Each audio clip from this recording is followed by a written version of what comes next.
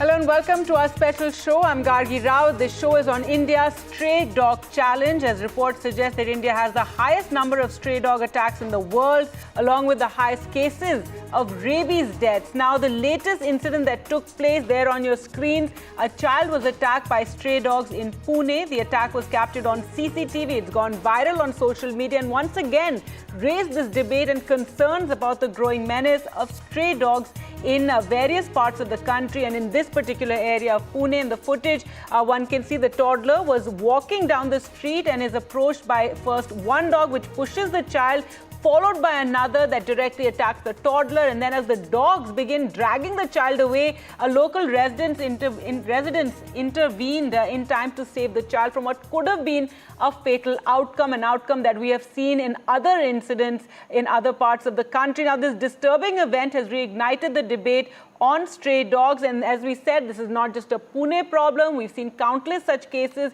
especially involving children and women. Clearly, there is a need for a change in how we deal and manage the stray dog population of the country. As we said, India accounts for 36% of the world's rabies death, and it is usually the poorest who suffer the worst. Well, to talk more about this, we're asking you to call in, express your opinion, your experience in this entire matter. And we're also now joined by Adnan Khan, dog behavior expert, as well as Dr. Abhi T. Vanak, Director, Center for Policy Design Artery, someone who's worked extensively on the stray dog issue in the country, to answer some of your questions. And I think we have our first caller with us. All right, we have our first caller, Punya Singh, calling in from Jaipur. Go ahead, Punya Singh. Yeah, ma'am. To alleviate this problem, to alleviate this condition, the solution is there must be an act designed by the central government for municipal bodies that they have to provide 6 to 7 dog shelters in municipal corporations, 4 to 5 in municipal councils, and 2 to 3 in every Nagar Panchayat. So by this we can alleviate the problem of stray dogs, and this must be implemented in a very nice way. All right, implemented in a very nice way. Abhi Vanak, I'd like you to, answer that, because India's had a very clear law on how to deal, or rather, guidelines on how to deal with stray dogs since 2001. What are the loopholes there, and what are the challenges? So that's a really nice suggestion by your caller. It occurs to me that it is in fact the guidelines and the rules that you've just talked about that are behind most of the problems that we currently face with dogs. In fact, what the caller suggests is exactly what should be done. This is what's been done across the world. There is no reason for us to have tens of thousands or even lakhs of dogs roaming our streets. That's currently what the situation is. We cannot vaccinate and sterilize all of them. It's simply impossible. And it's a waste of money, because you'll have to do it indefinitely. And the moment you stop, numbers will bounce right back. So the only solution really is to have better pet ownership laws, licensing laws, and increase or put in place measures that will make it easier for people to adopt dogs. There are lots of dogs on streets. We don't need to be buying dogs. The government should really put a strict or a very heavy license fee for people buying dogs and make it easier for people to adopt dogs. And those that can't be adopted then certainly should be put in shelters, as your caller suggests. This will at least solve the problem. Currently, the ABC rules and the ABC method is not going to solve any problem. It's only going to make Most experts agree the ABC rules have absolutely, failed. There are too many issues and challenges. And as you said, we cannot sterilize all the dogs. The NGOs haven't been able to do it. We have another caller, Vinod Pillai, calling in from Pune. Go ahead. Yeah, actually, this problem, if they have a love for dogs, it should be. Yes, please go ahead, and you can turn down your television. Go ahead. Yeah. So actually, this problem is the menace. This is only they have love only for dogs. Okay, if it is for animals, it should be across the board. And these people feed these dogs, and they create such a nuisance. All right, so this is a problem we see, this fight and this blaming of the dog feeders in many towns. And I know, Dr. Vanak, what your views are. But Adnan Khan, if you can go ahead and, talk about this problem. And also, the Pune authorities have said that parents need to watch their children as well on the streets. It's first of all, it's quite unfortunate to be sitting here on account of the incident that just so happened. I'm, grieving along with the family for what they have gone through. Now, just to explain what exactly has been happening, it is collective feral pack behavior combined with excessive prey drive that is happening in areas where, urbanization is increasing, people are, neighborhoods are building, and stray population nobody is able to control. So as our most recent caller has, pointed out, what happens is that when we are feeding strays, a lot of times people don't keep track of how many times the same dog has been fed, because of which they, are not, their mental and physical exercise needs are not able to be met in the same way. And because they have an empty mind, they start getting triggered towards charging, especially to smaller human beings under 10 years old. And if they shriek and run away, it just triggers their feral prey drive and pack instinct. And I've been working on a nationalized license to provide, certified trainers, walkers, handlers, and even rescue operators all over the country. And we're trying our best for this to be a mandate now, so that there are licensed professionals in every corner of the country to be able to support and protect people from such incidents. And they get trained in a formalized fashion so that, people have a little bit of respite when these kind of conflicts have been happening. All right, so that is, one thing that you're suggesting, though I don't know how many people one can have in every corner, but this fight, Dr. Rabi Vanek, between this blaming of the dog feeders, and the dog feeders defend themselves, saying, in fact, we are stopping them from being, very fierce or vicious because we're feeding them, and that's what makes them vicious. That is one of the very common explanations one hears, though what one does know, when you feed them, the populations, go up. If you could just take us through this.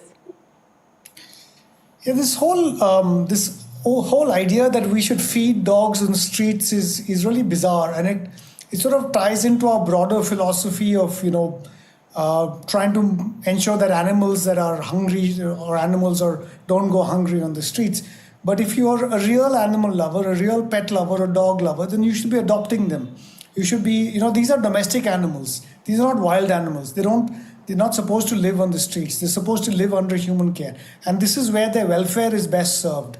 I myself have 2 dogs that I've adopted from the streets, and they live very happily in our house, in our gated compound. I don't let them out on the street. So this idea that you can go out and feed dogs on the street as a welfare measure is highly misplaced, and it doesn't do good for anyone. Yes, those dogs will get some food, but you're still consigning them to a life on the streets, which, as we all know, is quite dangerous for them. Dogs get regularly into accidents. They are abused by people. People, of course, are afraid of them, so they'll throw sticks at them. They'll injure them. There are cases of cruelty to dogs, and dogs are the second highest cause of road accidents in India. So there is absolutely nothing positive that comes out of keeping dogs in the streets. And unfortunately, people who claim to love dogs tend to contribute to the problem of dogs on the streets by irresponsibly feeding them. And if I just want to add that if you actually want to solve the problem, then you must also take full responsibility for it. You can't just put some food in the street and walk away. You can't, it's not even just sterilizing and vaccination, even that's not enough. You have to take full responsibility for those animals, which means that if you feed an animal, then that animal is identified to you, which means if that animal then causes some problem, attacks somebody or whatever, then you are responsible, just like any pet owner would be directly responsible for their pet attacking someone. So we do need these, rules and regulations in place. Unfortunately, it's just a free-for-all at the moment. That's absolutely right. We're joined by Dr. Praveen, calling in from Mumbai. Yes, go ahead. Yeah, good evening, Galgi ma'am. Ma'am, no doubt I have heard the panelists, and they are very brilliant people, and they are dog lovers also. Nobody is hating any animal. But once something happens with your own relatives or your own friends or with your own kids, you ultimately become a very dangerous person.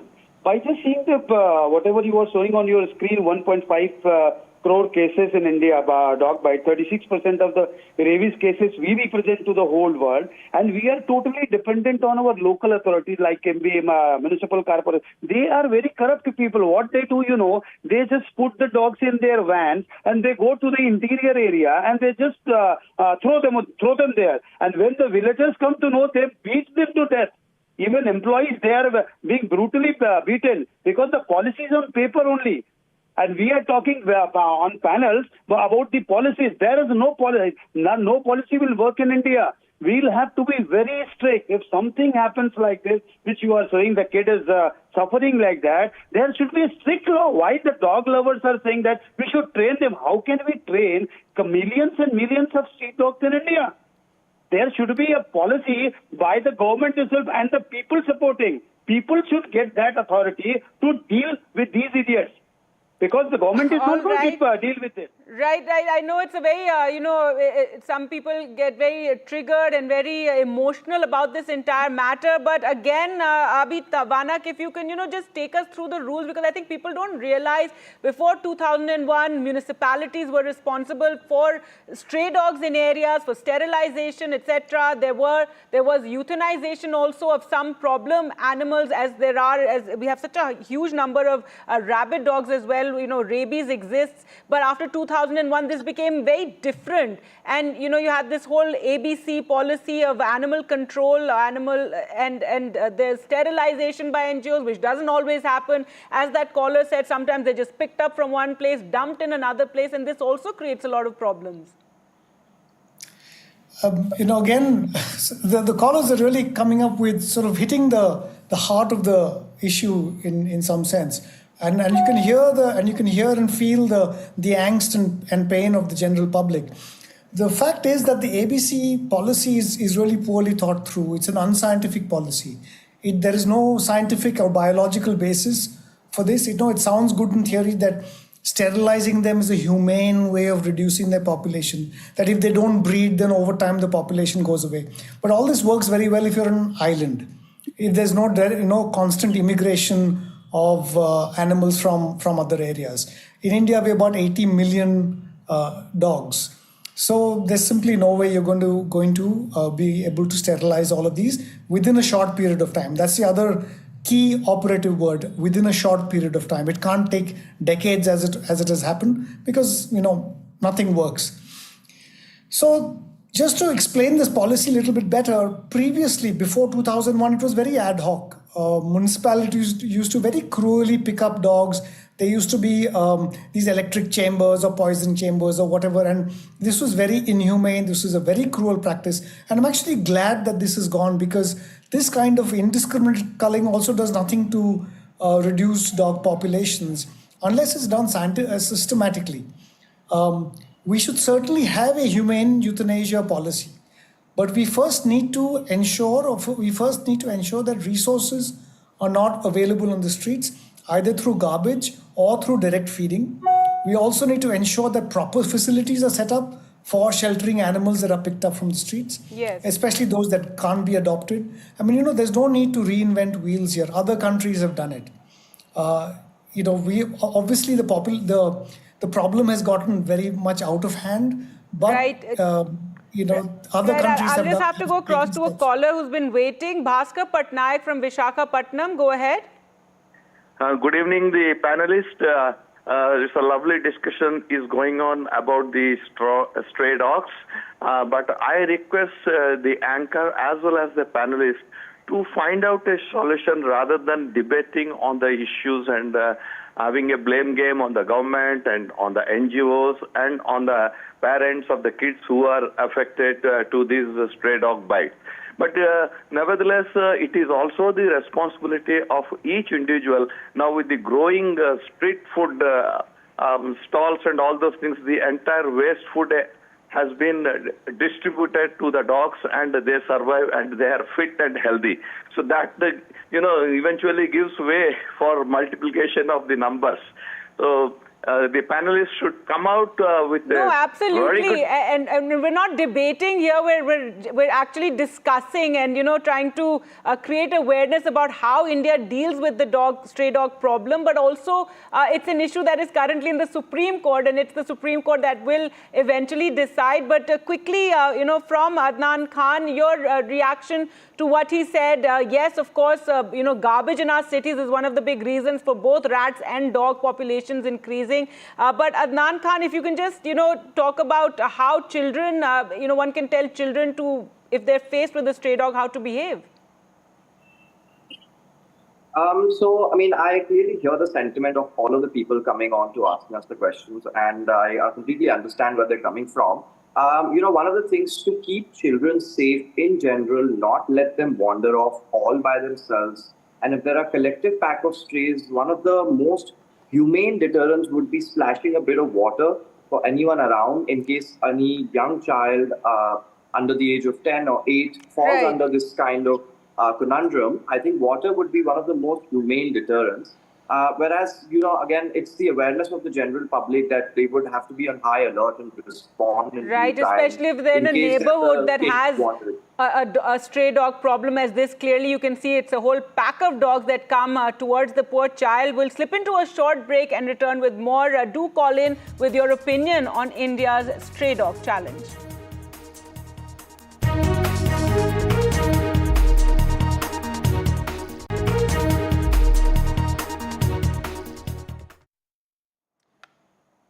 Welcome back. We're discussing India's stray dog challenge. This after a 4-year-old child was attacked by a pack of stray dogs and saved really by a woman in that neighborhood who managed to pull the child before it was dragged away into the bushes by the dogs. Well, joining us on the phone line, Sapna calling in from Mumbai. Yes, go ahead, Sapna.